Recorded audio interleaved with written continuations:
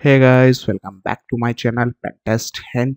और अब तक हमने क्लाउड सिक्योरिटी में देखा था कि क्लाउड सिक्योरिटी का फंडामेंटल्स क्या होते हैं एंड क्लाउड कंप्यूटिंग के कंसेप्ट्स क्या है।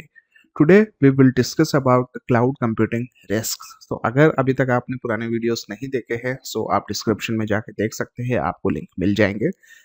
And let's start with cloud computing risk. So cloud computing risk start करने से पहले एक चीज़ और बता दूं, ये आई थिंक लास्ट वीडियो होगा जो थ्योरेटिकल पार्ट के अंदर है। इसके बाद से हम प्रैक्टिकल पार्ट में करके देखेंगे कि एक्चुअल में क्लाउड सिक्योरिटी कैसे कैसे आप परफॉर्म कर सकते हैं, पेनिट्रेशन टेस्टिंग कैसे परफॉर्म कर सकते हैं and all. So cloud computing risk को हम लोग तीन पार्ट के अंदर डिवाइड कर सकते हैं।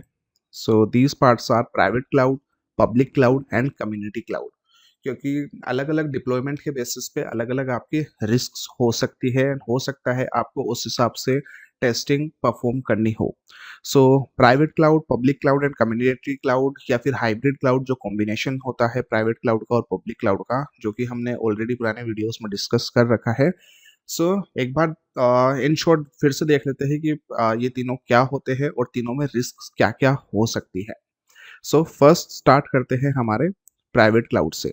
सो प्राइवेट क्लाउड को आप इंटरनल क्लाउड या फिर कॉर्पोरेट क्लाउड भी बोल सकते हैं। एंड प्राइवेट जो क्लाउड्स होते हैं जो कंप्यूटिंग सर्विस देते हैं to a private internal network, जहाँ पे आपके डिप्लॉय किए जाते हैं एक पर्टिकुलर ऑर्गेनाइजेशन के लिए, जहाँ पे प्योरली पब्लिक के अलावा मतलब लिमिटेड लोगों के पास ही एक्सेस होता है। जैसे कि मैं बात करूँ इन टेलीकॉम सिक्योरिटी या फिर कुछ इंटरनल प्रोजेक्ट्स के लिए क्लाउड जब यूज में लिए जाते हैं, हो सकता है उस पर्टिकुलर क्लाउड को पब्लिक के लिए नहीं ओपन करा रखा हो। सो ऐसे सभी क्लाउड्स आपके प्राइवेट क्लाउड के अंदर काउंट होते हैं।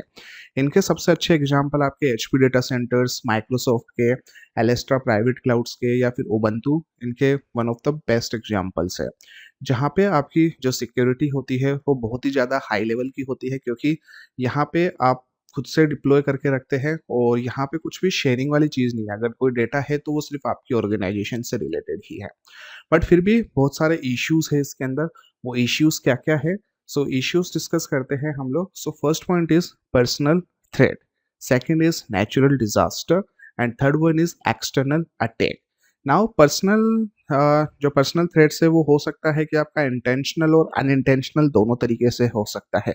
क्योंकि कस्टमर के पास ऐसा कोई कंट्रोल नहीं होता कि जब भी प्रोवाइडर्स का जो डेटा होता है वो एडमिनिस्ट्रेटर प्रोवाइड करवाता है, और हो सकता है वो डेटा वहाँ से लीक भी हो सकता है। और क्योंकि अगर प्रॉपरली आपके पॉलिसीज इम्प्लीमेंटेड नहीं है या फिर आपके पर्टिकुलर सिक्योरिटी कंट्रोल्स इम्प्लीमेंटेड नहीं है, सो वहाँ पे पर्सनल थ्रेट्स आपके हो सकते हैं। अगेन इट्स लाइक इंटेंशनली और अनइंटेंशनली दोनों तरीके से किए जा सकते हैं। Then second one is natural disaster. Actually जब भी किसी ऑर्गेनाइजेशन को डेवलप किया जाता है सो सबसे पहले बिजनेस कंटिन्यूटी प्लान डिस्कस करते हैं। और जो बिजनेस कंटिन्यूटी प्लान होता है वो उस ऑर्गेनाइजेशन की लोकेशन पे डिपेंड करता है। सो फॉर एग्जांपल, अगर आपका ऑर्गेनाइजेशन कोई ऐसी लोकेशन पे है या फिर आपका प्राइवेट क्लाउड किसी ऐसी लोकेशन पे स्टोर है जहाँ पे अर्थक्वेक ज़्यादा आते हैं या फिर हो सकता है वहाँ पे बाढ़ आने का खतरा हो, सो ऐसे नेचुरल डिजास्टर से यहाँ पे इसको सेव करना थोड़ा सा मुश्किल हो जाता है। The third one is external attack. External attack हो गया कि कोई भी अनऑथोराइज एक्सेस हो गया, man in the middle attack perform हो गया, डिस्ट्रीब्यूटेड डिनाइल ऑफ सर्विस हो गया, या फिर जो यूजर का डेटा है वो वहाँ पे आपका कॉम्प्रोमाइज्ड हो। सो जभी भी पेनिट्रेशन टेस्टिंग वगैरह परफॉर्म नहीं कराई जाती, सो एक्सटर्नल अटैक होने के चांसेस आपके ज़्यादा हो जाते हैं। Now will focus on next cloud which is your public cloud. So public cloud को आप शेड प्लेटफॉर्म भी बोलते हैं and it's accessible to the general public through an internet connection. Obviously इसकी वजह से यहाँ पे आपके जो सेफ्टी है, सिक्योरिटी है, वो थोड़ी सी कम हो जाती है। बट अगेन जो कॉस्ट इफेक्ट आता है प्राइवेट क्लाउड और पब्लिक क्लाउड के अंदर, वो बहुत ज़्यादा गैप आ जाता है और पब्लिक क्लाउड आपका as compare to private cloud बहुत ज़्यादा सस्ता होता है। एंड इसके एग्जांपल्स आप देख सकते हैं, अमेजन इलास्टिक कंप्यूट क्लाउड जो आपका EC2, Microsoft Azure, IBM blue cloud, Sun cloud और गूगल क्लाउड इनके एग्जांपल्स में काउंट किए जाते हैं। सो ये आपको सबसे ज़्यादा देखने को मिलेंगे, आपको पब्लिक क्लाउड, जो कि आप पेनिट्रेशन टेस्टिंग जब आप परफॉर्म करोगे। कि यहाँ पे सेम स्टोरेज पे मल्टीपल यूजर्स वर्क कर रहे होते हैं। नाउ इनके जो रिस्क है वो चेक कर लेते हैं। सो पब्लिक क्लाउड का फर्स्ट रिस्क आता है वेंडर लॉक इन, सेकेंड आता है threat of new entrants and third आता है एस्केलेशन ऑफ प्रिविलेज्ड ऑथोराइज्ड।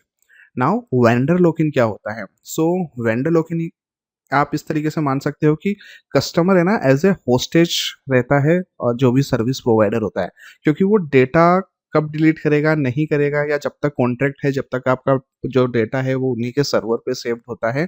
सो वहाँ पे वो वेंडर आपको लॉक करके रखता है, जो आपका सर्विस प्रोवाइडर है, और आप उनकी पॉलिसीज के अंदर बंधे हुए होते हो कि जब तक वो आपका कॉन्ट्रैक्ट खत्म नहीं हो जाता, जब तक आपके जो भी इंफॉर्मेशन है उसको डिलीट नहीं कर सकता। देन सेकंड है थ्रेट ऑफ न्यू एंट्रेंस। जब भी पब्लिक क्लाउड की बात आती है सो ऑब्वियसली हर ऑर्गेनाइजेशन पे अलग अलग कॉम्पिटिटर्स होते हैं। उन कॉम्पिटिटर्स पे हो सकता है जहाँ पे आपका डेटा सेव्ड है वहीं पे ही आपका कॉम्पिटिटर भी आपका डेटा सेव करके रखता हो। सो वहाँ पे आपके इश्यूज हो सकते हैं कि डेटा अगर लीक हो जाता है या फिर डेटा थेफ्ट की जो रिस्क होती है वो वहाँ पे इंक्रीज हो जाती है। Third one is escalating to the privileged authorized. जब भी पब्लिक क्लाउड की बात करते हैं सो यूजर में try to acquire unauthorized permissions. So जैसे प्रिविलेज एस्केलेशंस करते हैं वो पार्ट इसी के अंदर आता है। नॉर्मल यूजर से आप रूट यूजर की परमिशन ले लेना, या फिर एक यूजर से दूसरे यूजर के अंदर जाके आप उसका एक्सेस ले लेना। Now third one is community cloud, जो कि आप इस एग्जांपल के साथ समझ सकते हैं कि एक ही क्लाउड के अंदर मल्टीपल ऑर्गेनाइजेशंस का डेटा यहाँ पे आपका सेव रहता है। सो इसका सबसे अच्छा एग्जांपल है कि गवर्नमेंट ऑर्गेनाइजेशन जो इंडिया में है, मैं share computing infrastructure in the cloud to manage data. वहाँ पे एक आपका क्लाउड है जहाँ पे मल्टीपल ऑर्गेनाइजेशन से मल्टीपल डिपार्टमेंट्स है जहाँ पे आपका डेटा सेव्ड है। नाउ यहाँ पे आपकी जो रिस्क हो सकती है वो फर्स्टली होती है आपकी any vulnerability, and second is policy and administration. अब वल्नरेबिलिटी वी नो कि कुछ भी आपका फ्लो रह जाना, कुछ भी आपकी कमी रह जानी, this is the vulnerability. So in a community cloud any node may have vulnerabilities which can also cause intrusion on the other nodes. So आपके पास अलग अलग डिपार्टमेंट्स है, एक के अंदर अगर आपके इशू आता है तो हो सकता है दूसरे के अंदर भी उस वल्नरेबिलिटी के थ्रू एंटर हो सकते हैं। And the next is so policy और एडमिनिस्ट्रेशन। जैसे नाम से ही पता लग रहा है कि जो भी सिक्योरिटी कंट्रोल्स है, जो भी पॉलिसीज है उसको इम्प्लीमेंट करना, जो कि किसी एक ऑर्गेनाइजेशन जैसे एक क्लाउड के अंदर मल्टीपल ऑर्गेनाइजेशन है, आप उसको एनफोर्स करना बहुत ज़्यादा मुश्किल है, क्योंकि अगर वो एक पे अप्लाई होता है दूसरा को अगर उसकी नीड ही नहीं है तो वो उसको अप्लाई करने से मना कर देता है कुछ भी सिक्योरिटी कंट्रोल्स का। सो यहाँ पे कम्युनिटी क्लाउड्स के अंदर ये आपके इश्यूज आते हैं पॉलिसी एंड एडमिनिस्ट्रेटर के। So in a nutshell we can see कि प्राइवेट क्लाउड के अंदर जो भी एक्सटर्नल अटैक है we can perform the penetration testing. Public cloud के अंदर ऑब्वियसली जब इंटरनेट फेसिंग वाली कुछ भी चीज आ जाती है so we can perform the penetration testing.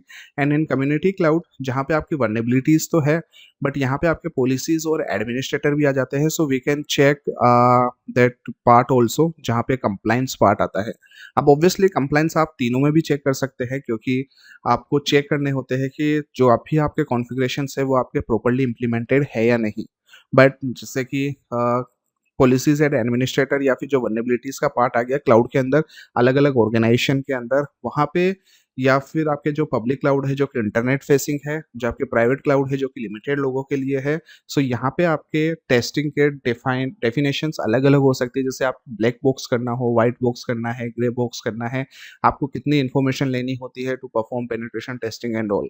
सो ये है हमारे क्लाउड कंप्यूटिंग रिस्क के बारे में। एंड नेक्स्ट वीडियोस में हम लोग देखते हैं कि इस पे कैसे आप प्रैक्टिकली परफॉर्म कर सकते हैं इन टर्म्स ऑफ कंप्लायंस या फिर in terms of penetration testing. So guys आज की वीडियो में इतना ही, मिलते हैं नेक्स्ट वीडियो में नेक्स्ट ट्यूटोरियल के साथ। जब तक के लिए टाटा बाय बाय।